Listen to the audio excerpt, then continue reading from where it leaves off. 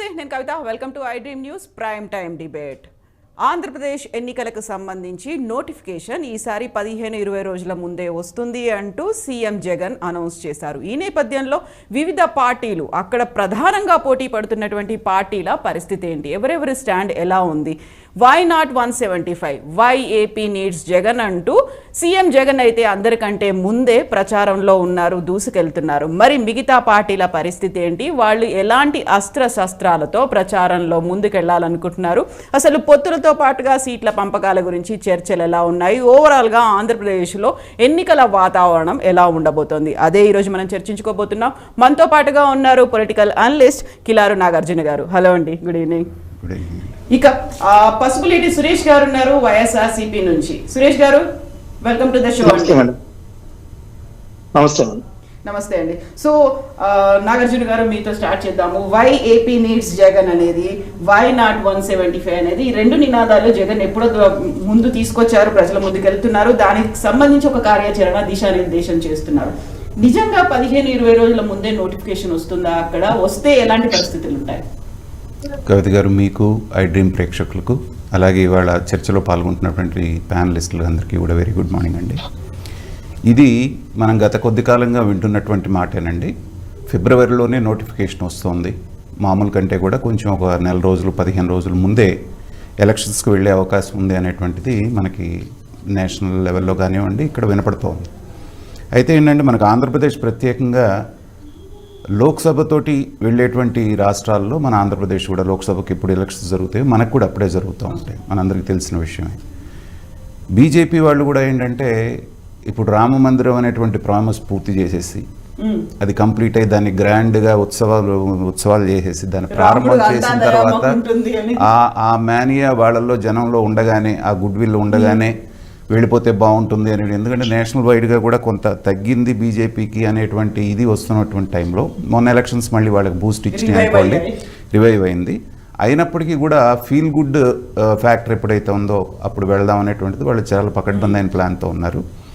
వాళ్ళకు అనుగుణంగానే, ఎందుకంటే జగన్ గారికి కేంద్ర ప్రభుత్వంలో కానివ్వండి వాళ్ళతో సత్సంబంధాలు ఉండటం మూలన అక్కడ ఏది జరిగినా కానీ జరగబోతున్నా కానీ జగన్ గారికి ఇన్ఫర్మేషన్ ఉంటుంది కాబట్టి దానిలో భాగంగానే అక్కడ నుంచి వచ్చినటువంటి హింట్ ప్రకారంగానే జగన్ గారు మనకి హింట్ ఇచ్చారని మనం అనుకోవాలి.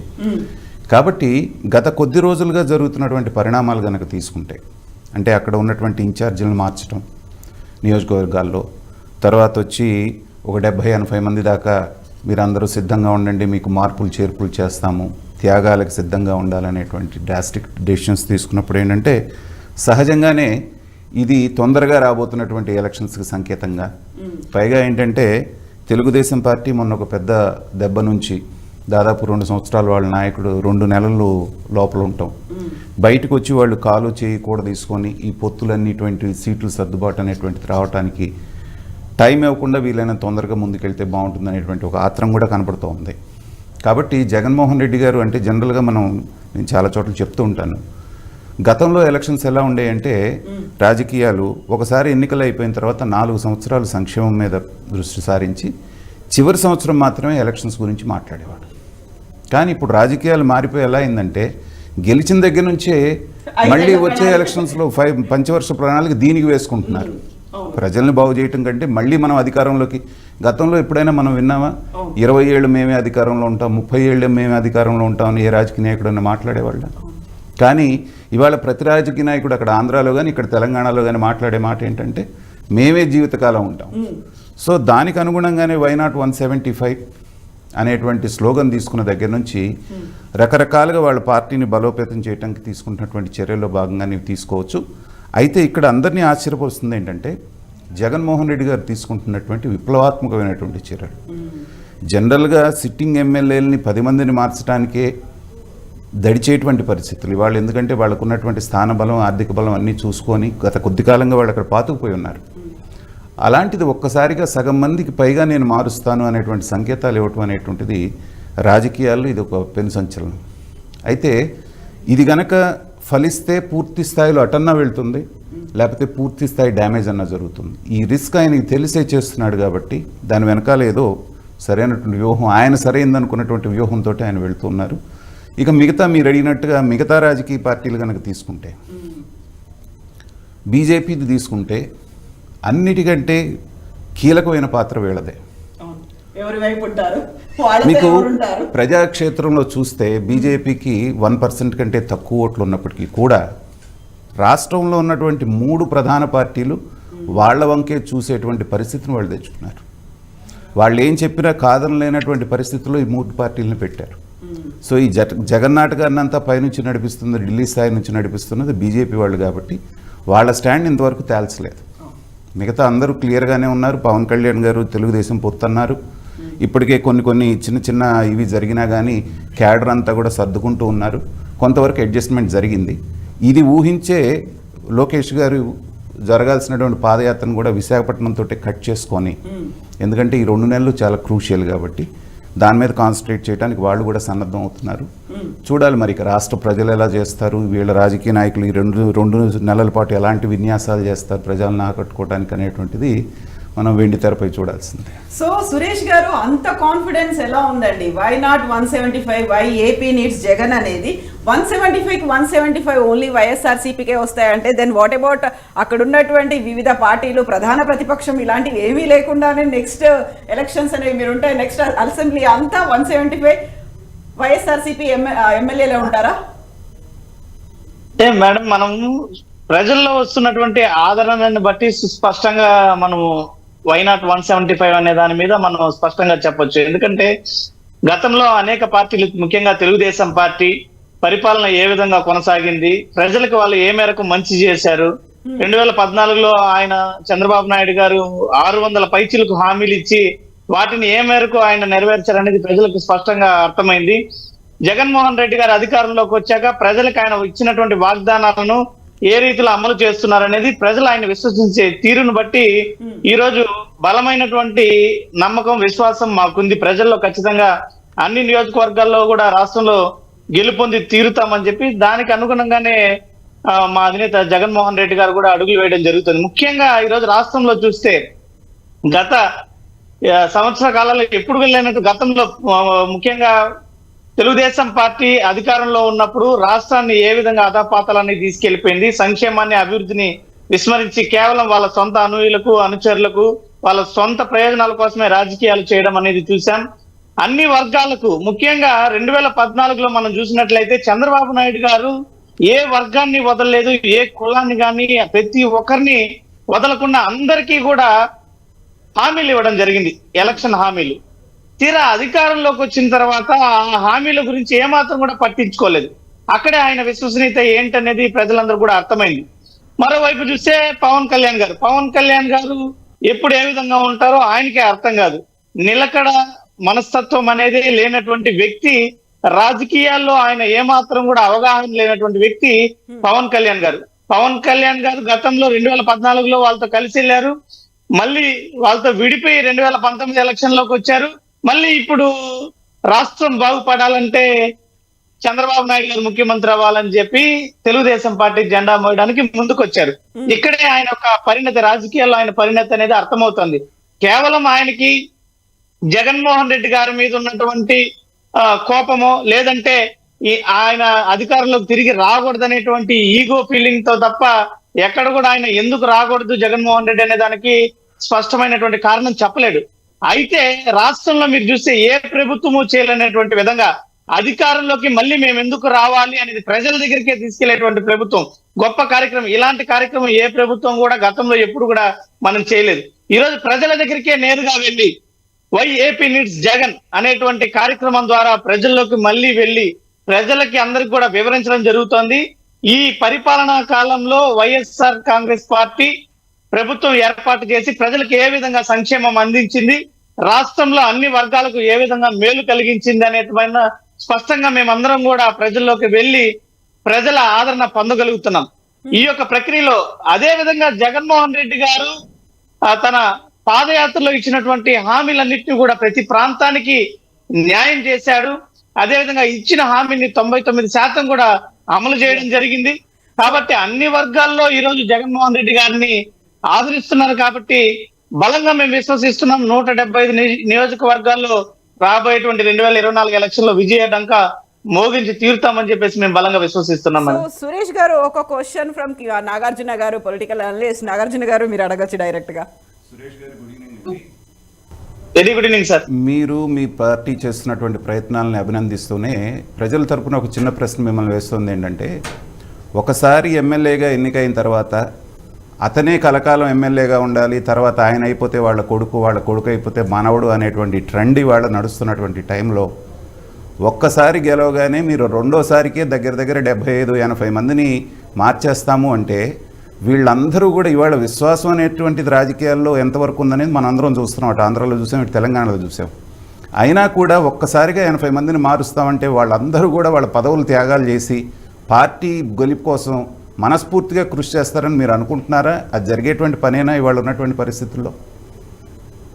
100% జరుగుతుంది సార్. ఎందుకంటే దీంట్లో బలమైనటువంటి కారణాలు ఏంటంటే రాష్ట్రంలో ఉన్నటువంటి ప్రస్తుత రాజకీయ వాతావరణం, అదే విధంగా రాజకీయాల్లో అన్ని వర్గాల వారికి సముచిత స్థానం అనేది కల్పించి తీరాలనేసి జగన్మోహన్ రెడ్డి గారు సంకల్పించుకోవడం, అదేవిధంగా ప్రజల్లో ఈరోజు ఏదైతే ప్రజలందరూ సామాజిక న్యాయం జరగాలి, అందరికీ రాజ్యాధికారం కావాలి, రాజ్యాధికారంలో భాగస్వామ్యులు కావాలనేటువంటి విధానం బలంగా ఉంది.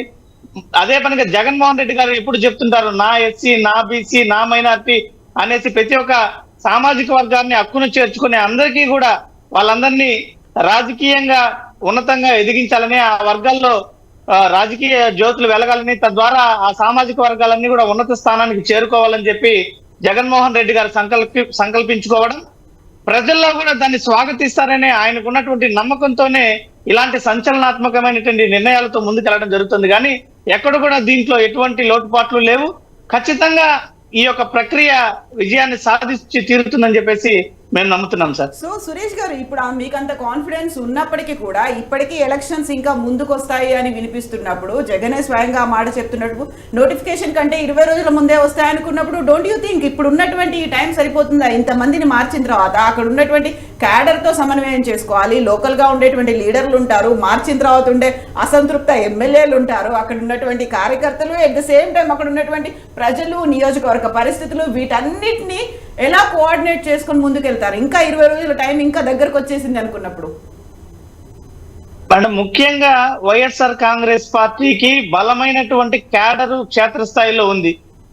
ఇది మాకు అన్ని పార్టీల కన్నా బలంగా మేము చెప్పగలిగినటువంటి మాట. క్షేత్రస్థాయిలో కార్యకర్తలు బలంగా జగన్మోహన్ రెడ్డి గారి కోసం కష్టపడి పనిచేసేటువంటి కార్యకర్తల క్యాడర్ అనేది మాకు రాష్ట్ర వ్యాప్తంగా ఉంది. రెండవది ఏంటంటే ప్రజల్లో ఎనలేనటువంటి ఆదరణ జగన్మోహన్ రెడ్డి గారి పైన, వైఎస్ఆర్ కాంగ్రెస్ పార్టీ ప్రభుత్వం పైన ఉన్నటువంటి విశ్వాసం ద్వారానే ఈరోజు దృఢంగా నిర్ణయించుకొని ఈ యొక్క మార్పులు ఏమాత్రం కూడా మాకు డ్యామేజ్ చేయవు. ఖచ్చితంగా ప్రజలు స్వాగతించేటువంటి తీరులోనే జగన్మోహన్ రెడ్డి గారి నిర్ణయాలు ఉంటాయి. ఎక్కడ కూడా స్వార్థ రాజకీయం కోసమో స్వప్రయోజనాల కోసమో జగన్మోహన్ రెడ్డి గారు ఏ నిర్ణయము తీసుకోరు. ఆయన ఏది తీసుకున్నా కూడా అందరినీ, రాష్ట్ర ప్రజలందరినీ దృష్టిలో పెట్టుకొని రాష్ట్ర ప్రజలందరూ కూడా ఏది జరిగితే బాగుంటుందో దానికి అనుగుణంగా ఆయన పనిచేస్తారే తప్ప ఎక్కడ కూడా స్వార్థ రాజకీయాలకు ఆయన తావు ఇవ్వడం జరగదు. దానిలో భాగంగానే ఈ యొక్క మార్పులు జరుగుతున్నాయి. కాబట్టి ప్రజలందరూ కూడా ఈ యొక్క విధానాన్ని స్వాగతించి ఖచ్చితంగా జగన్మోహన్ రెడ్డి గారిని ఆదరిస్తారు. 100% కూడా రాబోయేటువంటి ఎలక్షన్లలో విజయ డంక మోగించి తీరేది మాత్రం తథ్యమని చెప్పేసి ఈ సందర్భంగా తెలియజేస్తున్నాం మేడం. సో నాగార్జున గారు, చాలా వైఎస్ఆర్సీపీకి అయితే చాలా కాన్ఫిడెన్స్ ఉంది. 175కి 175 ఈవెన్ ఆఫ్టర్ మనకి అక్కడ చేంజెస్ చేసినప్పటికీ, ఇన్ఛార్జ్లను మార్చినప్పటికీ వస్తుంది అని. Then what about TDP and Janasena? వాళ్ళు ఒక పొత్తు పెట్టుకున్నారు, ఒక ఉమ్మడి కార్యాచరణ అనౌన్స్ చేస్తామన్నారు. ఆ తర్వాత ఎవరు సీఎం అనేది ఎన్నికల తర్వాత డెసిషన్ తీసుకుంటామన్నప్పుడు దాన్ని ప్రజలు ఎలా చూస్తున్నారు అక్కడ? అంటే ఇక్కడ ఒకటండి, జనరల్గా మనకి కనిపించేది ఏంటంటే 5 సంవత్సరాలు పాలించినటువంటి ప్రతి పార్టీకి కూడా మనం చరిత్రలో చూసుకుంటే యాంటీ ఇన్కంబెన్సీ అనేటువంటిది కొంత ఉంటుంది. మీరు 2014 ఎలక్షన్స్ కనుక తీసుకుంటే జనసేన, బీజేపీ, తెలుగుదేశం 3 పొత్తు పెట్టుకుంటే కూడా కేవలం 1.5%తో బయటపడ్డాయి. కానీ అది 2019కి వచ్చేటప్పటికి 23 సీట్లకి తెలుగుదేశం పడిపోవటం, తర్వాత 151 సీట్లు వైసీపీకి రావటం మనం చూసాం. అంత డ్రాస్టిక్ చేంజ్ వచ్చింది. ఎందుకంటే యాంటీ ఇన్కంబెన్సీ అనేటువంటిది అంత భయంకరంగా ఉంటుంది. కాబట్టి జగన్మోహన్ రెడ్డి గారు సంక్షేమం పట్ల ఎంత మంచి మాటలు చెప్పినా సంక్షేమం అనేటువంటిది బాగా చేశారనేటువంటి దాంట్లో అది నిర్వివాదాంశం, అందరూ ఒప్పుకుంటున్నటువంటి విషయం. కానీ ఒక ప్రభుత్వానికి సంక్షేమము తర్వాత అభివృద్ధి అనేటువంటిది రెండు కళ్ళలండి. అభివృద్ధిలో మాత్రం ఎవరు అవునన్నా కాదన్నా ఆంధ్రప్రదేశ్ వెనకబట్టడం కుంటుబట్టడం అనేటువంటిది జరిగింది. దాన్నే ప్రధాన ఆయుధంగా తీసుకొని ఈ రెండు పార్టీలు జనంలోకి వెళ్ళటం. లోకేష్ గారి యువగడ మనం పాదయాత్ర చూసాము, వాళ్ళకు వచ్చిన స్పందన బ్రహ్మాండంగా వచ్చిందని వాళ్ళు చెప్తున్నారు, అసలేం లేదని చెప్పి వైసీపీ వాళ్ళు అంటారు. ఓవరాల్గా చూస్తే ఏంటంటే ప్రజలలో కొంత అసంతృప్తి అనేటువంటిది పరిపాలించేటువంటి పార్టీ మీద ఉండటం సహజం. అది ఇక్కడ కూడా ఉంది. అది ఉంది కాబట్టే ఇప్పుడు నేను అనేది ఏంటంటే, మీరన్న సంక్షేమం ఫలాలు అందరికీ గనక అందేస్తే, జగన్ గారు అన్నటువంటివన్నీ అందరూ అందుకుంటున్నప్పుడు 80 మంది పైన ఎందుకు మార్చాల్సినటువంటి అవసరం వస్తుంది? ఎస్.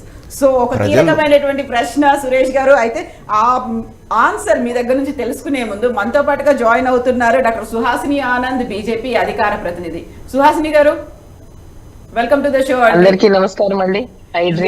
ఇక్కడ ఒక కీలకమైనటువంటి ప్రశ్న, బీజేపీతో ఎవరుంటారు, బీజేపీ ఎవరితో ఉంటుంది అనేది.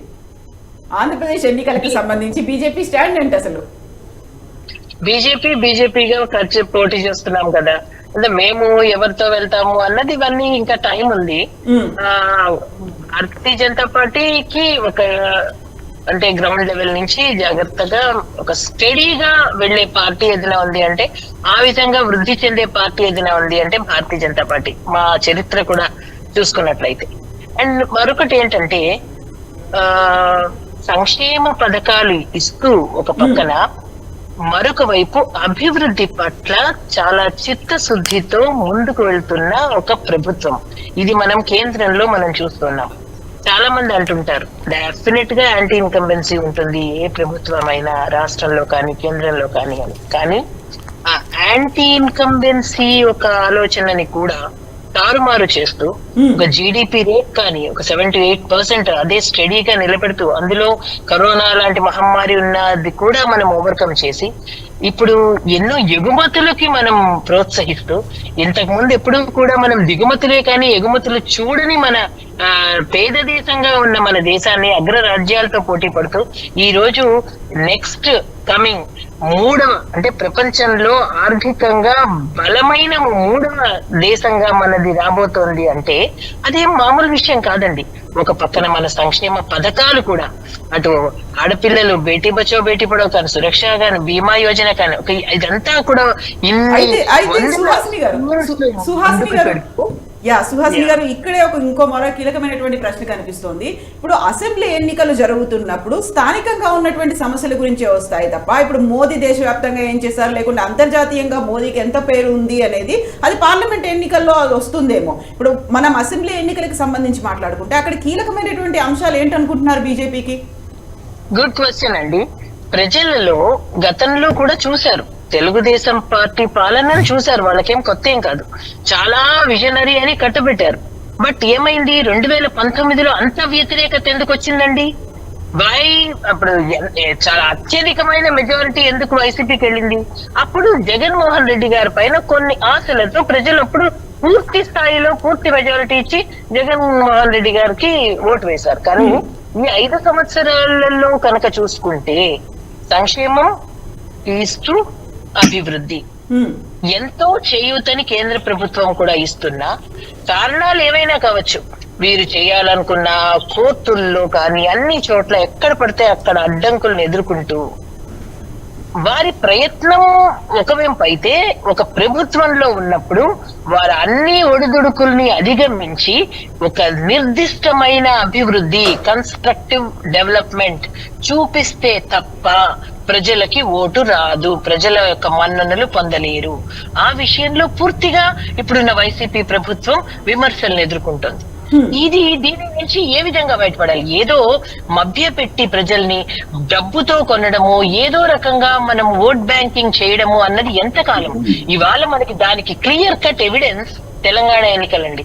తెలంగాణ ఎన్నికల్లో ఒక డెమోక్రసీ నిలబడింది అనిపించింది. ఎందుకంటే చాలా చోట్ల డబ్బు, పరపతి, హోదా, పలుకుబడి ఉన్న ఎందరో మహా నాయకులే నెగ్గలేకుండా అక్కడ ఒక సాదా సీదా ఒక యంగ్ పర్సన్స్ క్యాండిడేట్స్ గా గెలిచారు అంటే ప్రజలలో అవగాహన పెరిగింది. ఇది ఖచ్చితంగా నోట్ చేసుకోవాల్సిన పాయింట్.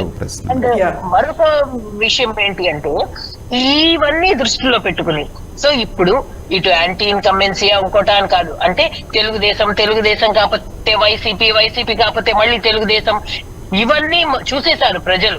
ఇది ఎన్నున్నా సరే ఫైనల్లీ ఏం చేస్తారు ఈ రాష్ట్రంలో, అయ్యో కేంద్రం మాకు ఇవ్వట్లేదు అని వీళ్ళు ఒకరి మీద ఒకళ్ళు కక్ష సాధింపు చర్యలే తప్ప మాకు ఒరిగేది ఏంటి అన్న ఒక ఆలోచనలోకి ప్రజలు వస్తున్నారు. ఒక ప్రతిదానికి భారతీయ జనతా పార్టీ ఏంటండి కేంద్రం ఏం చేస్తోంది, మీరు మాకేం చేస్తారు అని అడుగుతున్న వీళ్ళు మాకు ఒక నిర్దిష్టమైన స్థానం ఇక్కడ అసెంబ్లీలో కల్పిస్తే ఖచ్చితంగా భారతీయ జనతా పార్టీ మా ప్రశ్నలకి సమాధానం చెప్పే దిశగా ఎదురుకి వెళ్తుంది అన్న ఒక ఆలోచన కూడా ప్రజల్లో మొదలైందండి. సో ఇవాళ చాలా తెలివితేటలుగా ఒక మంచి ఆలోచనతో ముందుకు వెళ్తున్నారు. సో ఇవన్నీ కూడా దృష్టిలో పెట్టుకుని భారతీయ జనతా పార్టీకి చాలా అవగాహనతో ఈ రోజు మేము ఏదైతే కేంద్రంలో చేసి చూపించాం ఇక్కడ కూడా మాకు అవకాశం ఇవ్వండి, మేము చేసి చూపిస్తాం అంటున్నాం. ఆంధ్ర ప్రజలు అందరికీ అవకాశం ఇచ్చారు. అలాగే సుహాసిని గారు వస్తుంది అనే నమ్మకం మాకుంది. ఇక్కడే ఇంకా బోల్డ్ అని డౌట్స్ కూడా వస్తున్నాయి. తెలంగాణకి సంబంధించి చూసుకుంటే 2014 నుంచి అయినా 5 అసెంబ్లీ స్థానాలు 2014లో వచ్చినాయి, 2018లో బై ఎలక్షన్స్ తో కలుపుకుంటే 3 వచ్చాయి, ఇప్పుడు 8 వచ్చాయి. బట్ ఇప్పటిదాకా ఆంధ్రప్రదేశ్ లో బీజేపీ ఖాతా తెరవలేదు కదా, ఎలా వస్తుంది అనే దాంతో పాటుగా ఇది నా క్వశ్చన్. నాగార్జున గారిది ఒక క్వశ్చన్ ఉంది మీకోసమే. మేడం, దేశానికి ఒక 10 సంవత్సరాల పాటు సుస్థిరమైనటువంటి పరిపాలన మోడీ గారి రూపంలో అందించారు, దానికి మీకు ధన్యవాదాలు. కాకపోతే ఇందాక మీరు తెలంగాణ గురించి రిఫర్ చేసినప్పుడు తెలంగాణలో మీ పార్టీకి జరిగింది కనుక ఒకసారి తీసుకుంటే బండి సంజయ్ గారిని మార్చినంత వరకు ఉవ్వెత్తున బీఆర్ఎస్కి ప్రత్యామ్నాయం బీజేపీనే ఇంకేముంది అధికారంలోకి వచ్చేసింది అనేటువంటి భావన జనంలో కూడా వచ్చింది, అందరిలో వచ్చింది. కానీ సడన్గా ఎప్పుడైతే ఆయన్ని మార్చారో జనంలోకి వెళ్ళినటువంటి ఫీలింగ్ ఏంటంటే బీఆర్ఎస్ బీజేపీ మిలాఖత్ అయిపోయినాయి, కుమ్ముక్కు అయిపోయినాయి అనేటువంటి ఉద్దేశంలోనే ఇవాళ మీకు వచ్చినటువంటి మిమ్మల్ని 8 స్థానాలకు పరిమితం చేశారు. ఇదే పరిస్థితి ఆంధ్రప్రదేశ్ ప్రజలు కూడా భావిస్తున్నారండి. మీ రాష్ట్ర శాఖ ఎంత బాగా ఫైట్ చేసినా వైసీపీ మీద కేంద్ర ప్రభుత్వం నుంచి కేంద్ర పార్టీ నుంచి రావాల్సినంత సపోర్టు రాష్ట్ర పార్టీకి రావటం లేదు అనేటువంటి భావన, వైసీపీ బీజేపీ ఒకటే, వీళ్ళిద్దరూ తెరచోటన బంధం ఉంది అనేటువంటి భావన జనంలో బాగా బలపడి ఉంది. దాన్ని మరి మీరు ఎలా ఎన్కౌంటర్ చేయబోతున్నారు, ఎలా ఫేస్ చేయబోతున్నారు? ఇది రాష్ట్రంలో ఇటువంటివి వాళ్ళకి అనుకూలంగా నేరేటివ్స్ ని రచించడంలో ఇంకా వారి సాటి రీజనల్ పార్టీస్ అక్కడ ఇప్పుడు ఒక మామూలు మనిషికి కూడా ఈ ఆలోచన వస్తుంది. ఎంతో ఇదిగా పోరాటం చేస్తున్న బండి సంజయ్ గారిని ఎందుకు తీశారు, ఆయన తీయకపోతే పూర్తి స్థాయిలో భారతీయ జనతా పార్టీ వస్తుంది కదా అని. ఇది కేంద్రంలో ఉన్న ఆ మేధావులు ఎవరైతే ఆలోచిస్తున్నారో వాళ్ళకి తెలియదు అంటారా? దిస్ ఇస్ సింపుల్ లాజిక్ అది. సో ఏది చేసినా, ఏ స్టెప్ తీసుకున్నా, ఏ అడుగు తీసుకున్నా మాకు ఒక స్ట్రాటజీ ఉంటుందండి కేంద్రంలో. అది ముందు మీరే చూస్తారు. అంటే వన్ ఆఫ్టర్ అనదర్ మనం ఏ విధంగా వెళ్తాము అన్నది ఆలోచనకి కూడా అందని విధంగా ఒక రాజకీయంలో ఎత్తుగడలు ఉంటాయి. మేబీ దానిలో భాగంగా ఏదైనా సరే కేంద్రంలో అందులో మోదీ గారు, అమిత్ షా గారు, ఇంకా చివరి నిమిషం వరకు మీ వ్యూహం ఏంటనేది మాత్రం ఆంధ్రప్రదేశ్ లో చెప్పరు ఎవరికి. మనము వ్యూహాలన్నీ చెప్తే వ్యూహం ఎందుకు అవుతుంది సార్? అందువల్ల చివరి నిమిషం వరకు అంటే కొంచెం ఇబ్బంది ఏమో చూసుకోండి, ప్రమాదకరంగా కూడా ఉంటుంది, మారే అవకాశం ఉంటుంది. ఆఖరి నిమిషము కాదు, ఏది తీసుకున్నా, ఏ డెసిషన్ తీసుకున్నా చాలా ముందాలోచనతో తీసుకుంటారన్న నమ్మకం మాకుంది. అదే విధంగా మేము ఏదైతే అనుకుంటున్నామో అలాగే జరుగుతుంది కూడా. సో సుహాసిని గారు పొత్తెవరితో లేదు, ఒంటరిగానే బీజేపీ పోరుంటుంది. అవన్నీ మేము సమాధానం చెప్పాల్సింది మేం కాదండి, మా పనులు మేము చేసుకుంటూ వెళ్తాము. బట్ వ్యూహంలో ఇది కూడా ఉంది, పొత్తులు కూడా ఉండే అవకాశాలు ఉన్నాయి. ఎవరితో ఏంటి అనేది కూడా అది లాస్ట్ మినిట్ లో తెలుస్తుంది. లాస్ట్ మినిట్ కాదు, ఎప్పుడు తీసుకోవాలో అప్పుడు తీస్తారు, సరైన సమయంలో తెలుస్తుంది అంతే. ఎస్. సో మనతో పాటుగా సురేష్ గారు కూడా ఉన్నారు వైఎస్ఆర్సీపీ నుంచి. సురేష్ గారు, యాంటీ ఇన్కంబెన్సీ కర్ణాటకలో చూసాము, తెలంగాణలో చూసాము, అది అక్కడ ఆంధ్రప్రదేశ్ లో లేదా? ఇప్పటికి 151 కంటే ఇంకెక్కువ వస్తాయి, 175 మొత్తం మేమే క్లీన్ స్వీప్ చేస్తాము అనుకున్నప్పుడు యాంటీ ఇన్కంబెన్సీ, ప్రజా వ్యతిరేకత, ప్రభుత్వం మీద వ్యతిరేకత అనేది లేదంటారా? వ్యతిరేకత కేవలం తెలుగుదేశం పార్టీ దగ్గర, పవన్ కళ్యాణ్ గారి దగ్గర మాత్రమే ఉంది మేడం, ప్రజల్లో అయితే లేదు. బీజేపీ దగ్గర కూడా ఉన్నట్టుంది కదా సుహాసిని గారు, అదే చెప్తున్నారు. బీజేపీ గురించి మాట్లాడరు వాళ్ళు. ఎందుకు మాట్లాడారు బీజేపీ గురించి? ఇప్పుడు వ్యతిరేకత అనేది తీసుకొస్తున్నది ఎక్కడ కూడా పవన్ కళ్యాణ్ ఏదో సభల్లో వచ్చినప్పుడు ఆయన మాట్లాడడం తప్ప, లేదా చంద్రబాబు నాయుడు గారు, నారా లోకేష్ గారు మాట్లాడుతున్నారు. మేడం, గతంలో ఏ ప్రభుత్వం అయినా కూడా సరే తిరిగి ఎందుకు మళ్ళీ ఈ ప్రభుత్వం అధికారంలోకి రావాలని ప్రజల వద్దకు వెళ్ళినటువంటి దాఖలాలు ఆంధ్రప్రదేశ్ లో ఉన్నాయా?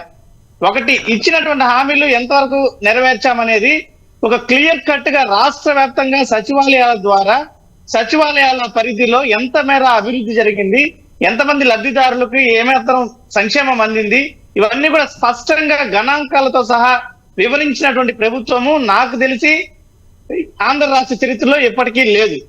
పవన్ కళ్యాణ్ గారు ఒక పక్క వచ్చి తెలుగుదేశం పార్టీ అధినేత చంద్రబాబు నాయుడు గారు సీఎం అవ్వాలని చెప్పి ప్రభుత్వాన్ని విమర్శిస్తున్నారు, కానీ ప్రజల నుంచి అయితే ఆ వ్యతిరేకత లేదు. పవన్ కళ్యాణ్ గారు ఎంతసేపు జగన్మోహన్ రెడ్డి గారు ముఖ్యమంత్రి కాకూడదు అంటారు. ఎందుకు ముఖ్యమంత్రి కాకూడదు అనే దానికి కారణం చెప్పగలుగుతారా? చెప్పలేరు. పోనీ చంద్రబాబు నాయుడు గారికి ఆయన మద్దతు ఇస్తున్నాడు కాబట్టి కనీసం చంద్రబాబు నాయుడు గారు అధికారంలో ఉన్నప్పుడు జగన్మోహన్ రెడ్డి గారి కన్నా మెరుగ్గా ఏ పని చేశారో దాన్ని ఆయన వివరించగలగాలి. ఎక్కడైనా ఏ సందర్భంలో అయినా జగన్మోహన్ రెడ్డి గారు ముఖ్యమంత్రి కాకూడదని పవన్ కళ్యాణ్ అనేటువంటి సందర్భంలో చంద్రబాబు గారు జగన్మోహన్ రెడ్డి కన్నా దేంట్లో భిన్నంగా ఎక్కువగా ప్రజలకు మేలు చేశారనేది ఏ సందర్భంలో కూడా ఆయన వివరించలేకపోయాడు. దానికి కారణం కూడా చెప్పలేకపోయారు. ఎందుకంటే ఈరోజు సచివాలయాల వ్యవస్థ ద్వారా ప్రభుత్వాన్ని ప్రజల గడప వద్దకు తీసుకెళ్లినటువంటి ప్రభుత్వం వైఎస్ఆర్ కాంగ్రెస్ పార్టీ ప్రభుత్వం. ప్రజలందరికీ కూడా ఎంత లబ్ధి చేకూర్చాము, ఏ విధంగా మేలు చేశాము, పథకాల్ని ఏ విధంగా అమలు చేశాము, ఇచ్చినటువంటి హామీలు ఎంతవరకు అమలయ్యాయి అనేది నేరుగా ప్రజలకే వివరించి ప్రజల మద్దతు కోరుతున్నటువంటి ప్రభుత్వం కేవలం జగన్మోహన్ రెడ్డి గారి ప్రభుత్వం. సో ఈ విధంగా మేము చేసినటువంటి పనుల పట్ల, మేము అందించినటువంటి పరిపాలన పట్ల పూర్తిగా ఉన్నటువంటి నమ్మకం ద్వారానే ఈరోజు మళ్ళీ మేము ప్రజల్లోకి వెళ్తున్నాం. అంతేగాని ఎక్కడ కూడా చంద్రబాబు నాయుడు గారి లాగా కానీ, పవన్ కళ్యాణ్ గారి లాగా కానీ బూటకపు మాటలను మాట్లాడి ప్రజలను మభ్యపెట్టి ప్రజల ద్వారా ఓట్లను దండుకొని అధికారంలోకి రావాలని ఎక్కడ కూడా జగన్మోహన్ రెడ్డి గారు ఇసుమంతా కూడా ఆలోచించడం లేదు. కేవలం పదే పదే చెప్తున్నాడు ఏ సభలో అయినా కూడా జగన్మోహన్ రెడ్డి గారు, ప్రతి ఒక్కరికి కూడా మీకు ఈ ప్రభుత్వంలో మంచి జరుగుంటేనే ఈ ప్రభుత్వాన్ని ఆదరించండి అని చెప్పేసి స్పష్టంగా చెప్పగలిగినటువంటి నాయకుడు జగన్మోహన్ రెడ్డి గారు మాత్రమే. ఈ పరిణామాలన్నీ చాలు, రాబోయేటువంటి ఎలక్షన్లలో మేము తిరిగి ప్రభుత్వాన్ని ఏర్పాటు చేయబోతున్నాం అన్నదానికి ఇవే సంకేతాలు. సో సుహాసిని గారు, ఇప్పుడు కర్ణాటక తర్వాత, తెలంగాణ తర్వాత సౌత్ లో ఇంకొక డెస్టినేషన్, ఇంకొక స్టేట్ కోసం కాంగ్రెస్ పార్టీ చూస్తోంది. అక్కడ మీలాగే కాంగ్రెస్ పార్టీ కూడా ఇప్పటిదాకా అక్కడ ఖాతా తెరవలేదు. 2 ఎలక్షన్స్ లో 0 వచ్చాయి. 3వసారి మాత్రం మేము ఫోకస్ పెడుతున్నాము అనేటువంటి సంకేతాలు ఆల్రెడీ కాంగ్రెస్ పార్టీ ఇచ్చేసింది. సో కాంపిటీషన్ అనేది విపరీతంగా పెరగబోతుంది అనుకుంటున్నారా? ఏమి ఉండదండి, ఎమోహంతో కాంగ్రెస్ ఎంటర్ అవుతుంది ఆంధ్రాలో. ఎందుకంటే ఏదైతే వద్దు అనుకున్నారో ఆంధ్ర ప్రజలు, ఏ విధంగా విడిపోకూడదు అని వీళ్ళకుంది ఆంధ్రాకి. ఎందుకంటే మొత్తం ఆంధ్ర తెలంగాణ కలిపి సమిష్టి కృషి, సమిష్టి అభివృద్ధి హైదరాబాద్ అండి. అటువంటిది అందరూ కలిపి డెవలప్ చేసిన హైదరాబాద్ ని అలా తెలంగాణకు వదిలేసి ఇప్పుడు మళ్ళీ ఉత్తి చేతులతో వారందరూ కూడా వచ్చి ఈ రోజు విభజన ఆంధ్రప్రదేశ్ చాలా ఇబ్బందులు పడుతున్న మాట వాస్తవం. ప్రతి ఒక్కళ్ళకి మూలాలు హైదరాబాద్ లో ఉన్నాయి. సో ఆ విధంగా చూస్తే అడ్డగోలుగా విభజించి ఇప్పటికీ కూడా పార్లమెంట్ లో మోదీ గారు చెప్తారు, ఒక పద్ధతి ప్రకారం అన్నది ఏది చేయలేదు. దాని వల్ల రిపర్కషన్స్ ఇవన్నీ కూడా. సో ఈ విధంగా ఇప్పుడు ఆంధ్రప్రదేశ్ పడుతున్న ఒక ఆర్థికంగా కానీ, ఒక నీటి విషయంలో కానీ, ఒక రాజధాని విషయంలో కానీ చాలా విధాలుగా ఇబ్బంది పడుతున్న రాష్ట్రం ఏదైనా ఉంది అంటే ఆంధ్రప్రదేశ్. దాని గురించి చాలా వరకు అక్కడ మేధోమదనం, దీనికి ఏ విధంగా ఆంధ్రప్రదేశ్ ఆదుకోవాలి అన్న ఒక దానిలో భాగంగానే అమృత్ పథకంలో భాగంగా 33 నగరాలు ఇక్కడ. అండ్ పైలట్ ప్రాజెక్ట్ లో విశాఖపట్నం కూడా ఉందండి. నీతి ఆయోగ్ పూర్తి స్థాయి ఫండ్స్ ఇచ్చింది వైజాగ్ డెవలప్మెంట్ కి. ఇదే కాకుండా ఇంటర్నేషనల్ స్మార్ట్ సిటీలో వైజాగ్. సో అన్ని విధాలుగా ప్రత్యేకంగా శ్రద్ధ. ఈ మధ్య మీరు చూస్తే railway minister, central railway minister గారు అశ్విని వైష్ణవ్ గారు వచ్చి ఇంతకుముందు కంబైన్డ్ ఆంధ్ర తెలంగాణ అప్పుడు 804 కోట్లు రైల్వేస్ కి ఇస్తే ఇప్పుడు ప్రత్యేకంగా ఆంధ్రప్రదేశ్ కి 8400 కోట్లు ఇచ్చి అందులోనూ కొన్ని ఇంపార్టెంట్ గా రైల్వే స్టేషన్ సెలెక్ట్ చేశారు. అది అంతర్జాతీయ స్థాయిలో డెవలప్ చేస్తామని చెప్పి మొన్న సింహాచలం రైల్వే స్టేషన్ కూడా వచ్చి వారు మాట్లాడడం జరిగిందండి. మొత్తం మాటలు మీరు కనుక అబ్జర్వ్ చేసినట్లయితే పూర్తిగా అభివృద్ధిగా ఎజెండానే. ఆంధ్రప్రదేశ్ లో మాకు అసలు ఓటు శాతం 1% కూడా లేదు. కానీ ఏమాత్రం వివక్ష ఆలోచన కూడా రాదండి. ఆంధ్రప్రదేశ్ కి ఇంకా ప్రత్యేక శ్రద్ధ చూపించి కేంద్ర ప్రభుత్వం సుహాసిని గారు ప్రత్యేక శ్రద్ధ, మరి ప్రత్యేక హోదా సంగతి ఏమైంది? విభజన హామీలు అనేవి తెలంగాణకి ఎలా ఉన్నాయో ఆంధ్రప్రదేశ్ కి సంబంధించి కూడా అదే ఉన్నాయి. మళ్ళీ మీరు ఇప్పుడు ఎలక్షన్స్ కి వెళ్ళాలి, అక్కడ ఓటర్ల దగ్గరికి వెళ్ళాలి, బీజేపీకి ఓటేయాలని అడగాలనుకున్నప్పుడు ప్రత్యేక శ్రద్ధ ఓకే, ప్రత్యేక హోదా సంగతి ఏంటి అనేది వస్తుంది కదా. అది అసలు రానే రాదండి. ఎందుకంటే ప్రజలకు అర్థమైంది. 16,000 ముగిసిన అధ్యాయమేనా అది? ఇప్పుడు నాగార్జున గారు అదే మాట అంటున్నారు కాదండి.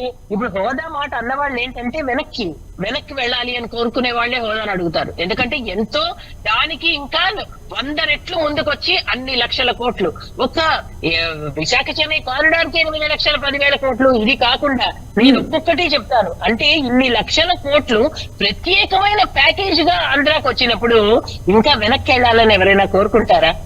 సో 2014 వర్డిక్ట్ 2019లో ప్రజలు ఇచ్చేశారు. 2019 తర్వాత ఇప్పుడు 2024లో క్లియర్ కట్ గా వాళ్ళకి అర్థమైంది. ఈ రోజు ఎస్ ప్యాకేజ్ ద్వారా ఎక్కువ వచ్చింది, ఇంకా అభివృద్ధి చెందుతోంది. ఆంధ్రప్రదేశ్ ప్రత్యేక శ్రద్ధ చూపించింది కేంద్రం. కాబట్టి మోదీ గారి బాటలో ఆంధ్రప్రదేశ్ ఉంటేనే ఆంధ్రప్రదేశ్ రేపు పొద్దున మనుగడ ముందుకు అభివృద్ధి వెళ్తుంది. లేకపోతే ఈ రకమైన కొట్లాటలతోనే ఆంధ్రప్రదేశ్ కాలయాపన అయిపోతుంది. ఈ అటు రాజధాని కాదు కదా, ఇటు అభివృద్ధి కాదు కదా, అన్ని కూడా అగమ్య గోచరం అయ్యే ఒక సూచనలు మాత్రం దగ్గరలో కనిపిస్తున్నాయి. సో నాగార్జున గారు ఒక కీలకమైనటువంటి మాట సుహాసిని గారు అన్నారు. వెనక్కి వెళ్ళిపోవాలని ఎవరు కోరుకుంటారు? ప్రత్యేక శ్రద్ధ అవసరం తప్ప ప్రత్యేక హోదా కాదు. వెనక్కి వెళ్ళిపోవాలని కోరుకోవాల్సినటువంటి అవసరం ఏముంది? కరెక్టేనండి. ప్రత్యేక హోదా లేదు, ప్రత్యేక ప్యాకేజ్ ఇస్తా ఉన్నారు. ఆ ప్యాకేజ్ రాష్ట్ర ప్రభుత్వం తీసుకోలేదు. ఇప్పుడు మేడం గారు ఏదైతే వైజాగ్ చెన్నై కారిడార్ గురించి మాట్లాడారో అది 8 లక్షల కోట్లు కేవలం కాగితానికి మాత్రమే పరిమితమైంది. ఇంతవరకు ఒక అడుగు కూడా ముందు పడలేదు. తర్వాత ఏంటంటే ఇప్పుడు ఈ విషయంలో సార్ ఒక చిన్న చెప్పండి. ఇది న్యూస్ పేపర్స్ లో కూడా 506 ప్రాజెక్ట్స్ లో 365 ప్రాజెక్ట్స్ రాష్ట్రంలో జరుగుతున్నాయని అటు సాక్షి ఇటు ఈనాడు కూడా క్లియర్ కట్ గా పార్లమెంట్ లో జరిగిన విషయాల్ని రాసిన paper cuttings I will show you అండి. ఎందుకంటే ఇక్కడ జరుగుతున్న ప్రాజెక్ట్స్ అన్ని కూడా మేము మీరు చెప్పిన దాంతో నేను కూడా ఏకీభవిస్తున్నానండి. కాకపోతే ఏంటంటే ఇవి అన్ని రాష్ట్రాలకు ఇచ్చేటువంటి భాగంలో ఇప్పుడు మీరు నేషనల్ హైవేస్ జరుగుతున్న వాటిని కూడా జరుగుతున్నాయని చెప్తున్నారు. నేషనల్ హైవేస్ భారతదేశం మొత్తం మీద జరుగుతున్నాయి కదా. ప్రత్యేకంగా మీరు ఇప్పుడు మనకి తెలంగాణ ఆంధ్ర ఆస్తుల పంపకమే ఇంతవరకు మీ ద్వారా జరగలేదండి. దాదాపు 1,00,000 కోట్ల రూపాయలు తెలంగాణ నుంచి ఆంధ్రాకి రావాల్సి ఉంది. మరి అక్కడ పెద్దన్న పాత్ర వహిస్తున్నటువంటి బీజేపీ 10 ఏళ్ళు అవుతుంది రాష్ట్రం విడిపోయి. మరి ఇంతవరకు దాని మీద ఏం చేశారంటే వీళ్ళు సహకరించలేదు, వాళ్ళు సహకరించలేదు. ఇద్దరు మీరు చెప్పినట్టు వినేటువంటి వాళ్ళే కదా. మీరు కాదనే వాళ్ళు ఎవరు లేరు.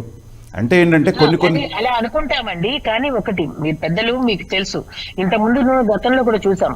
ఏదైనా ఒక విషయంలో ఫెడరల్ స్ట్రక్చర్ లో ఎలా ఉంటుందో మీకు తెలియదు కాదు. కొంత ప్రతి స్టేట్ లోనూ పూర్తి మెజారిటీ వచ్చిన వాటికి కూడా ఒక ఇండిపెండెంట్ డెసిషన్స్ ఉంటాయి. రాష్ట్ర ప్రభుత్వంకి కూడా వారి సూచన సలహాల మేరకు మనం వెళ్లాల్సి వస్తుంది. కొంత ఓవర్ రైడ్ ఏదైనా మేము ఏంటి అన్నది ఇక్కడ జరుగుతున్న వాటిపైన మేము చేయడానికి ప్రయత్నం చేసిన వెంటనే గతంలో ఏమైంది? చంద్రబాబు నాయుడు గారు అసలు సిబిసిఐడిని ఎవరు రాకూడదు, అసలు రాష్ట్రానికే రాకూడదని పెట్టారు.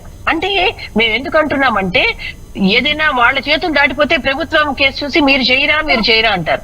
ఆఖరికి వారి దాకా వచ్చేసరికి ప్రభుత్వం ఏంటి, ఇంకా మా చేతులు మావన్నీ కూడా వాళ్ళ చేతుల్లోనే పెట్టుకుని పూర్తిగా వాళ్ళు ఏంటంటారు డిక్టేటర్షిప్ చేస్తున్నారు. మా రాష్ట్రం పైన మాకు మాత్రం స్వేచ్ఛ లేదా, స్వాతంత్రం లేదా అని మాట్లాడుతున్నారండి. కాబట్టి ఎప్పుడు ఎక్కడ ఎలా మాట్లాడాలి, ఎలా మేము ఇంటర్వ్యూ అవ్వాలో రీసెంట్ గా కూడా తెలంగాణ ఎలక్షన్స్ అప్పుడు నిర్మలా సీతారామన్ గారు పూర్తి స్థాయిలో ఆవిడ ఫైనాన్స్ విషయాలు ఏ విధంగా చెప్పిందండి ప్రెస్ మీట్ పెట్టి. సో అలాగా ఖచ్చితంగా ప్రతి విషయం ఇక్కడి నుంచి ప్రతి స్టేట్ కి సంబంధించి రీసెంట్ గా మన వచ్చిన వైష్ణవ్ గారు అన్నారు దీనికి ప్రత్యేకంగా కాదండి, మీరు అన్ని రాష్ట్రాలకి ఇచ్చినట్టే దీనికి కూడా ఇచ్చారు కదా అన్నారు. లేదండి, ప్రతి విషయంలోనూ అందులో ఆంధ్రప్రదేశ్ పాపులేషన్ సంబంధించి జియోగ్రఫికల్ కి సంబంధించి మిగతా రాష్ట్రాలు అంటే ఉత్తరప్రదేశ్ చాలా పెద్ద రాష్ట్రం, కానీ ఉత్తరప్రదేశ్ కి కేటాయించిన ఇళ్ల కన్నా డబల్ కోటా మరి ఆంధ్రప్రదేశ్ లో ఎందుకు శాంక్షన్ చేశారు? అందరికీ ఒకే రకంగా చేస్తే మరి ఆంధ్రప్రదేశ్ కి ప్రత్యేకత అని మేము ఎందుకు అంటాము? అలా అనం కదా. కాబట్టి ప్రత్యేక శ్రద్ధ ఆంధ్రప్రదేశ్ కు ఉంది.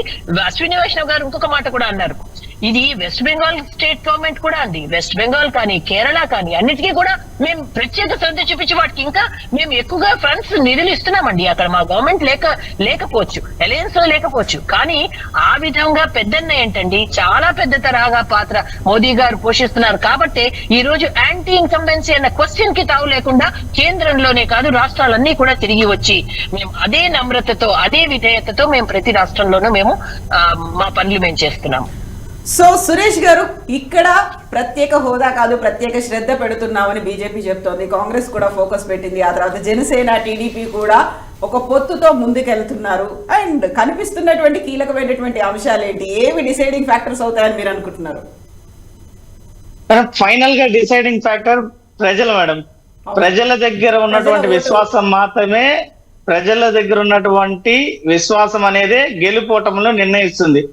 ఎంతసేపు వీళ్ళు ప్రతిపక్ష పార్టీలు విమర్శలు చేసినా, లేదా పవన్ కళ్యాణ్ చెప్పినా, చంద్రబాబు నాయుడు చెప్పినా, నారా లోకేష్ గారు చెప్పినా, ఇంకా ఎవరు వచ్చి చెప్పినా కానీ ప్రజల హృదయాల్లో ఏ విధమైనటువంటి తీర్పు ఇవ్వాలనేది ఆల్రెడీ వాళ్ళు డిసైడ్ చేసుకో ఉంటారు. ఆ నిర్ణయం ఏ విధంగా తీసుకుంటారంటే బేరీజు వేసుకునేటువంటి విధానం. గతంలో ఉన్నటువంటి ప్రభుత్వాలు ఇప్పుడున్నటువంటి ప్రభుత్వానికి తేడా గమనించినట్లయితే అప్పుడు పరిపాలన ఏ విధంగా ఉంది, ఇప్పుడు పరిపాలన ఏ విధంగా ఉంది.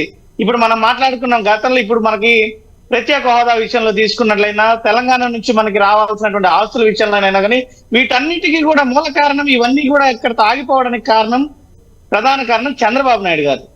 చంద్రబాబు నాయుడు గారు ఆ రోజు ప్యాకేజీ వ్యవహారంలో, ప్రత్యేక హోదా వ్యవహారంలో తీసుకున్నటువంటి నిర్ణయాలే ఈ రోజు శాపంగా మారాయి. మీరు వచ్చిన తర్వాత ప్రత్యేక హోదా ప్రత్యేక ప్యాకేజ్ తీసుకున్నారండి సురేష్ గారు? ఆ రోజు చంద్రబాబు నాయుడు గారు వెళ్ళిపోయారు సార్.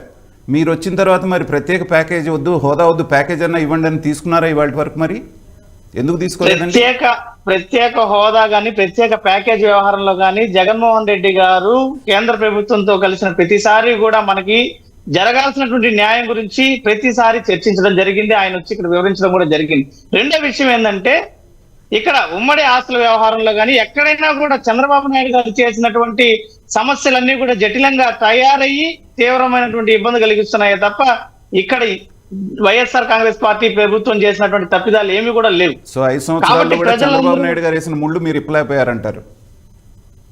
ఆ విధమైనటువంటి ఇప్పుడు రాష్ట్రానికి వెళ్ళేటప్పుడు అప్పులు అయితేనేమి, ఈ విధంగా సమస్యలన్నింటినీ కూడా సమస్యల వలయంలో రాష్ట్రాన్ని ఇరికించి, అప్పుల సుడిగుండంలో ఇరికించి ఆయన రాష్ట్రాన్ని అధపాతాలను తీసుకెళ్లి వైఎస్ఆర్ కాంగ్రెస్ పార్టీ చేతిలో పెడితే మెల్లమెల్లగా ఈ రోజు ఆ సమస్యల నుంచి బయటపడుతూ రాష్ట్రాన్ని అభివృద్ధి వైపు తీసుకెళ్తూ ప్రజలందరికీ అవసరమైనటువంటి సంక్షేమాన్ని అందిస్తూ ఇప్పటిదాకా పరిపాలన కొనసాగించినటువంటి వ్యక్తి జగన్మోహన్ రెడ్డి గారు. ఈ తేడానైతే ప్రజలు ఖచ్చితంగా గమనిస్తున్నారు. పరిస్థితులు ముఖ్యంగా మనం చూసాం, ఈ ఎప్పుడూ లేనటువంటి విధంగా కోవిడ్ పరిస్థితులు కూడా మనకి ఈ పరిపాలనా కాలంలో చాలా ఇబ్బందికరమైనటువంటి వాతావరణాన్ని కలిగించాయి. దాదాపు 2 సంవత్సరాల కాలంగా మనం కోవిడ్ వలన ఎన్నో ఇబ్బందులను ఎదుర్కొన్నాం. కేవలం ఆంధ్ర రాష్ట్రమే కాదు, యావత్ ప్రపంచం కూడా అతలాకుతలమైంది. ఆర్థిక వ్యవస్థలు కుదేలైపోయాయి, ఆదాయ మార్గాలు కూడా తగ్గిపోయాయి. ఇలాంటి కఠినమైనటువంటి పరిస్థితుల్లో కూడా ప్రజలకు ఏమాత్రం కూడా ఇబ్బంది కలగకుండా సుపరిపాలన అందించినటువంటి ప్రభుత్వంగా వైఎస్ఆర్ కాంగ్రెస్ పార్టీ ప్రభుత్వం ఉంది. కాబట్టి ప్రతిపక్షాల విమర్శలను కానీ, రాష్ట్రంలో ఉన్నటువంటి వ్యతిరేకత కలుగుతోంది అన్నటువంటి విధానాలను కానీ ఏమాత్రం కూడా మేము పట్టించుకోం. కేవలం మేము ప్రజలపైన ఆధారపడున్నాం. ప్రజలు ఖచ్చితంగా మమ్మల్ని గెలిపిస్తారని చెప్పేసి కూడా నమ్ముతున్నాం. సో సుహాసిని గారు, ఇక్కడ ప్రత్యేక హోదా అన్నారు, ఆ తర్వాత స్పెషల్ ప్యాకేజ్ అన్నారు, అది కాదు ప్రత్యేకమైనటువంటి శ్రద్ధ ఏపీ మీద బీజేపీ పెట్టింది అనుకున్నప్పుడు మీరు ఫేస్ చేయబడినటువంటి ఛాలెంజెస్ ఏంటి, లేకుంటే అక్కడ కనిపిస్తున్నటువంటి అంశాలు ఏంటని మీరు అనుకుంటున్నారు? మాకు దేశంలో జరిగే అభివృద్ధి మేము చూపిస్తున్నామండి, అంతే. అదే కాదు, రాష్ట్రంలో ఎక్కడెక్కడ ఏమేమి చూసామో, ఇక్కడ IIM కి కానీ, ఇక్కడ ప్రతి కంపెనీస్ అండి, ఇక్కడ ఉన్న ఎయిర్పోర్ట్సే కాదు, ఇక్కడ ఉన్న ఎడ్యుకేషనల్ ఇన్స్టిట్యూషన్సే కాదు, ఇక్కడ రోడ్స్ ప్రత్యేకంగా ఏమేసాము, అసలు ఇక్కడ ఉన్న కంపెనీస్ మేము జోన్ విషయం కూడా మేము చెప్పాము. రాష్ట్ర ప్రభుత్వం ఇప్పటికీ ల్యాండ్ ఇష్యూ రాష్ట్ర పరిధిలో ఉంది.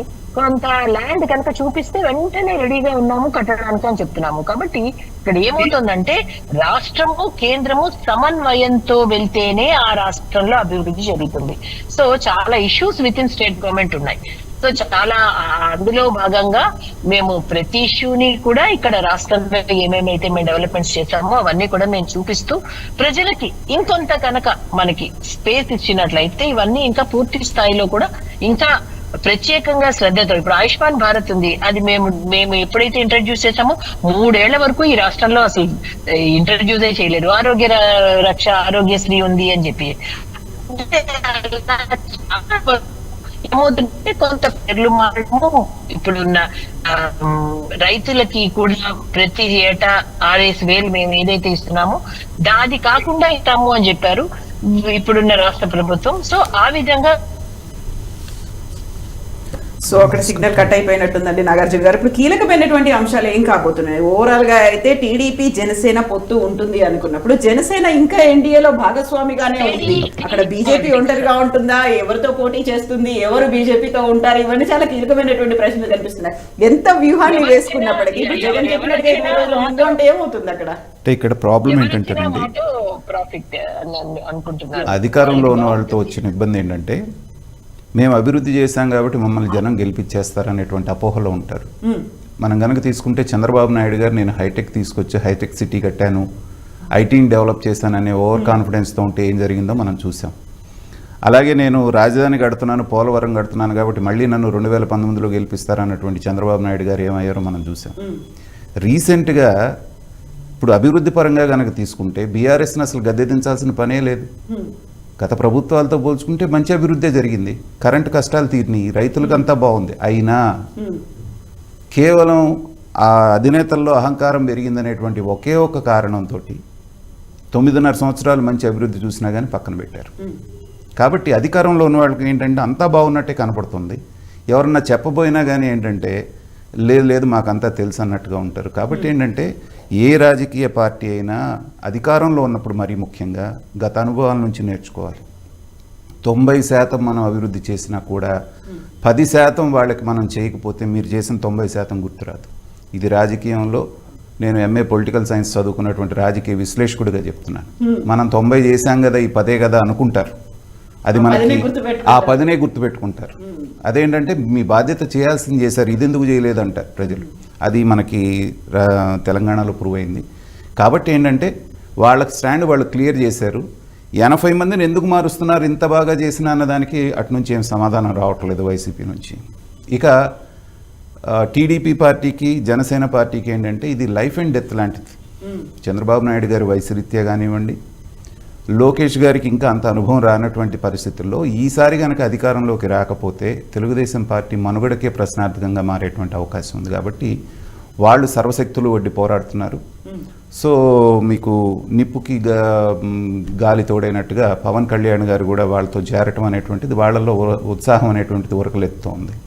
కాబట్టి ఏంటంటే ఫైట్ అనేటువంటిది బాగా జరుగుతుంది. అయితే ఇందాక బిగినింగ్లో నేను ఓపెనింగ్ రిమార్క్స్లో చెప్పినట్టుగా ఇదంతా ఎలా జరుగుతుంది అనేటువంటిది అంతా కూడా మళ్ళీ ఢిల్లీ పెద్దల చేతిలో ఉంది. పోల్ మేనేజ్మెంట్ ఎలా జరుగుతుంది, లేకపోతే వీళ్ళు ఎవరి పక్కన స్టాండ్ తీసుకుంటారు, సపోర్ట్ ఎవరికి చేసినా ఎవరికి వీళ్ళు మద్దతు ఇండైరెక్ట్గా ఇస్తారన్న దాని మీదనే చాలా వరకు ఆధారపడి ఉంటుంది. అది రాబోయే రోజుల్లో ఏం జరుగుతుంది అనేది వేచి చూడటం మనం చేయగలిగింది ఏం లేదు, అది వేచి చూడటమే మనం చేయాల్సింది. సో సుహాసిని గారు సో సుహాసిని గారిది కట్ అయిపోయింది. సురేష్ గారు, ఇప్పుడు ఓవరాల్గా అయితే ఎవరితో ఉంటారో ఒక క్లారిటీ అయితే లేదు, బట్ ప్రజా వ్యతిరేకత, ప్రభుత్వ వ్యతిరేకత అనేది కనిపించింది కాబట్టి జాగ్రత్త పడాల్సినటువంటి అవసరం అయితే ఉంది అనేది ఏదైనా అనిపిస్తుందో తెలంగాణ ఎగ్జాంపుల్, కర్ణాటక ఎగ్జాంపుల్ చూసిన తర్వాత? సురేష్ గారు, సో సురేష్ గారిది కూడా కట్ అయిపోయినట్టుంది. ఇప్పుడు అయితే తీసుకోవాల్సినటువంటి మార్పులు లేకుంటే ఆచరించాల్సినటువంటి వ్యూహాలు, స్ట్రాటజీస్, ఇప్పుడు ప్రధానంగా వైఎస్ఆర్సీపీ చెప్తున్న మాట ఏంటంటే అక్కడ ఉన్నటువంటి సామాజిక సమీకరణాలు వీటన్నిటిని దృష్టిలో పెట్టుకున్నాము, ఆ తర్వాత ఇంటర్నల్గా ఉన్నటువంటి డేటాను కూడా దృష్టిలో పెట్టుకున్న తర్వాత మాత్రమే మారుస్తున్నాము. గెలవరని కాదు, బట్ భారీ మెజారిటీ రావాలి కాబట్టి మార్చక తప్పదు అనే మాట అనేది పైకి చెప్తున్నప్పటికండి, మీరు ఎప్పుడైతే అభివృద్ధి అనేటువంటి దాన్ని మీరు ఇచ్చేశారో తర్వాత మీరు చేసినటువంటి ప్రధానమైనటువంటిది, వీళ్ళు రేపు జనానికి సమాధానం చెప్పుకోవాల్సింది ఏంటంటే, ఒక్క మద్యం షాప్ కూడా లేకుండా సంపూర్ణ మద్యపాన నిషేధం చేసిన తర్వాత మాత్రమే మేము మిమ్మల్ని ఓట్లు అడుగుతామని పదే జగన్మోహన్ రెడ్డి గారు ప్రచార సమయంలో చెప్పారు. దాన్ని తగ్గించడం సంగతి దేవుడికి, ఆదాయం ప్రతి సంవత్సరం పెంచుకుంటూ ఏడ్చారు. ఇవాళ మరి దాన్ని ఎలా ఫేస్ చేస్తారు, జనం దగ్గరికి వెళ్ళి ఏం చెప్తారు అనేటువంటిది ప్రధానమైనటువంటి వ్యవహారం. తర్వాత వచ్చి ఏంటంటే వీళ్ళకి అంటే ఎనాలిసిస్ చేసుకుంటే వాళ్ళకి కూడా అర్థమవుతుంది. మొట్టమొదటి సంవత్సరం రాగానే పథకాలు అనేటువంటివి అర్హులా కాదా అని చూడకుండా అందరికీ ఇచ్చేశారు. ఇచ్చేసిన తర్వాత ప్రతి సంవత్సరం వాళ్ళకి ఈ అర్హత లేదు ఈ అర్హత లేదని చెప్పి 5 నుంచి 10% కోత పెట్టుకుంటూ వస్తున్నారు. నేను ఇందాక చెప్పింది ఏంటి మీకు, 90% మీరు చేసినా 10% పైగా అసలు ఇవ్వకుండా ఉంటే పర్వాలేదు, ఇచ్చి కట్ చేసి పక్కనోడికి ఇస్తూ ఉంటే ఖచ్చితంగా అది వ్యతిరేకం అవుతుంది. ఇలా ప్రతి పథకంలో 10 నుంచి 15% మీరు కోత విధించారు. ఇవన్నీ మనం సైంటిఫిక్గా కనుక ఆలోచిస్తే అక్కడ వచ్చేటువంటి వ్యతిరేకతను మీరు ఎట్లా అడ్రస్ చేయబోతున్నారు? సో అదే స్ట్రాటజీస్ కావచ్చు, అదే డేటాని కలెక్ట్ చేసుకున్నారు కాబట్టి మారుస్తున్నారు అనుకోవచ్చు. ఖచ్చితంగా, ఎందుకంటే ఇప్పటికైనా జాగ్రత్త పడి వాళ్ళు సమీక్షించుకొని ఇక్కడ మనం ఇబ్బంది పడ్డాం ఇక్కడ ఇబ్బంది పడ్డాం అని అడ్రస్ చేయడానికి కనుక వాళ్ళు చేస్తే ఆ ప్రయత్నాన్ని మనం స్వాగతించాల్సిందే. కానీ టైం తక్కువ ఉంది. ఇది 1 సంవత్సరంన్నర 2 సంవత్సరాల ముందు నుంచి కనుక వాళ్ళు చేసుకొని నిజంగా సర్వేస్, ఈ పీకే ఇచ్చే దొంగ సర్వేలు కాకుండా, వాడు పీకే ఎంతసేపుడికి ఏమి ఇస్తాడంటే సమాజాన్ని ఎలా కులాల వారీగా మతాల వారీగా చిచ్చుబెట్టి గెలవాలనేది చెప్తాడే కానీ గ్రాస్ రూట్ లెవెల్ నుంచి ఎలా మీరు ప్రభుత్వ పరిపాలన బాగు చేయాలనేది ఆయనకేం పని, అది చూసుకోవాల్సింది ప్రభుత్వం. సో నేను అనుకుంటాం ఏంటంటే ఇప్పటికే టైం చాలా డిలే అయింది. ఉన్నటువంటి 2 నెలల్లో వాళ్ళు ఎంతవరకు చేసుకుంటారనేటువంటి చేసుకుంటే మంచిదే, లేకపోతే మాత్రం చాలా ఇబ్బందికరమైనటువంటి పరిస్థితుల్ని అధికార పక్షం ఫేస్ చేయాల్సి ఉంటుంది. దాంట్లో ఎలాంటి అనుమానం లేదు. సో ఇతర ప్రతిపక్షాల పరిస్థితి ఎలా ఉంది? కాంగ్రెస్ పార్టీ కూడా కన్నేసింది ఆంధ్రప్రదేశ్ మీద అంటే ఇప్పుడు కాంగ్రెస్ పార్టీది అక్కడ మీకు ఒకటేనండి, షర్మిల గారి మీద ఆధారపడి ఉంది. ఇప్పుడు షర్మిల గారిని గనక ఆంధ్ర రాష్ట్రంలో గనక దించగలిగితే పాలిటిక్స్లోకి, ఆ విషయానికి ఆవిడ గనక ఒప్పించగలిగితే కాంగ్రెస్ పార్టీ ఖచ్చితంగా అధికార పక్షం ఓడిపోవటం ఖాయం అనేటువంటిది మనం ఖరాఖండిగా చెప్పచ్చు. దాంట్లో అనుమానం లేదు. ఎందుకంటే ట్రెడిషనల్గా కాంగ్రెస్ రక్తం ఉన్నటువంటి వాళ్ళు కొంతమంది ఉన్నారు. వాళ్ళ తాత తండ్రుల దగ్గర నుంచి కాంగ్రెస్సే వాళ్ళ లైఫ్ అన్నటువంటి వాళ్ళు. వేరే ఆల్టర్నేటివ్ లేక వాళ్ళందరూ కూడా వైసీపీతో ర్యాలీ అవుతున్నారు. ఎప్పుడైతే మీరు 70 మందికి 80 మందికి మేము టికెట్లు ఇవ్వమని మీరు చెప్పేశారు, వాళ్ళకంటూ కొంత వర్గం ఉంటుంది కదా. ఒక ఎమ్మెల్యే స్థాయికి వచ్చాడు అంటే అతనికంటూ ఒక వర్గం ఉంది. వాళ్ళు చూస్తూ తెలుగుదేశంలోకి వెళ్ళినా కానీ తెలుగుదేశం జనసేన పొత్తులో అక్కడ ఏం ఖాళీ లేదు, అక్కడ ఫుల్గా ఉంది. వాళ్ళకున్న ఏకైక ఆల్టర్నేటివ్ ఏముంటుంది అంటే ఆ కాంగ్రెస్ పార్టీ ఉంటుంది. కనీసం ఇప్పుడు కాకపోయినా నెక్స్ట్ 5 ఏళ్ళ కన్నా మనం కనుక జాగ్రత్తగా పనిచేసుకుంటే ఇక్కడ వచ్చే అవకాశం ఉంది. అందులో షర్మిల గారు అనగానే వైఎస్ రాజశేఖర రెడ్డి గారి బిడ్డగా కొంత ఉంది. తర్వాత ఏంటంటే అది నిజమా అబద్ధమైనా కానీ జగన్మోహన్ రెడ్డి గారు వాళ్ళకి అన్యాయం చేశారనేటువంటి ఒక ఫీలింగ్ ఇవన్నీ ఉన్నాయి. కాబట్టి వాటిని ఎన్కాష్ చేసుకోవడానికి కాంగ్రెస్ పునరుజ్జీవం పొందడానికి, ఎందుకంటే వాళ్ళకి ఏమీ లేదు, 0 నుంచి స్టార్ట్ అవుతున్నారు. 2 సీట్లు వచ్చినా పర్వాలేదు. కాబట్టి ఏంటంటే కర్ణాటక ఇందాక మీరు అన్నట్టు తెలంగాణలో వచ్చినటువంటి ఫలితాలతో వాళ్ళు చాలా ఉత్సాహంగా ఉన్నారు. ఎప్పుడెప్పుడు కాంగ్రెస్ పార్టీ షర్మిల గారిని రెడీ అయిపోయారు. ఇవాళ వాళ్ళకి ఆర్థిక వనరులకు కూడా ఇబ్బంది ఉండదు, ఎందుకంటే 2 రాష్ట్రాల్లో వాళ్ళు అధికారంలో ఉన్నారు కాబట్టి దాని ఇంపాక్ట్ కూడా చాలా ఉండేటువంటి అవకాశం ఉంది. అది షర్మిల గారి మీద కీలకంగా ఆధారపడి ఉంటుంది. ఎస్ అండి, thank you so much Nagarjuna గారు. ఏమవుతుంది, ఎవరి స్ట్రాటజీలు ఎలా ఉన్నాయి, నెక్స్ట్ ఎవరి స్టెప్స్ ఎలా ఉంటాయి, సామాజిక సమీకరణాలు, అక్కడ ఉన్నటువంటి ఈక్వేషన్, స్ట్రాటజీస్, వీటన్నిటి గురించి కూడా మనం మాట్లాడుకోవాల్సినటువంటి అవసరం ఉంటుంది. Thank you so much Suresh గారు, థ్యాంక్ యూ అండి సుహాసిని గారు, thank you so much Nagarjuna గారు, థ్యాంక్ యూ అండి. We will continue the discussion. Stay tuned. This is Kavitha signing off.